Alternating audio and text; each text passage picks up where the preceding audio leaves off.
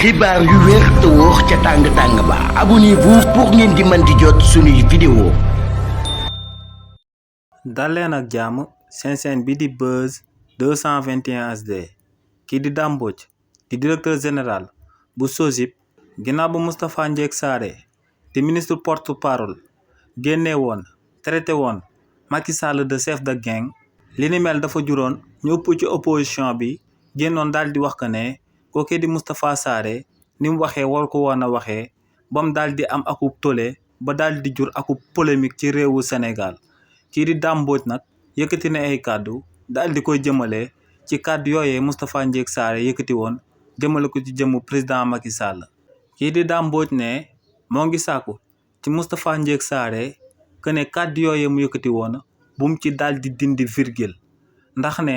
ci réewu Sénégal ginnaaw ba fi président Macky Sall nekkee woon ci bopp réew mi ay gangster ñoo organisé woon am bande de malfaiteurs di daan def lu leen neex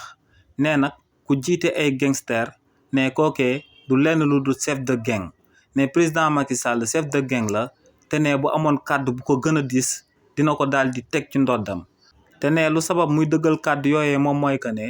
président Macky Sall ginnaaw ba mu nekkee woon ci bopp réew mi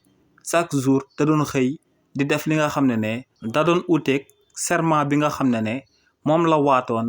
ginnaaw bañ ko tabbee ne si li ni mel président Macky Sall ay crime économique amal na ko fi ne si li ni mel président Macky Sall ay crime de sang amal na ko fi donc ne président Macky Sall mun nañ ko toppee pour haute trahison ci ñaawteef yi nga xam ne moom la doon amal ci réewu Sénégal te ne li ni mel moom moo sabab mu daal di koy qualifier de chef de gang te ne kàddu yooyee du ci dindi virgule. xibaar yu wér te wóor ca tàng-tàng ba abonnez-vous pour ngeen di mën di jot suñuy vidéo.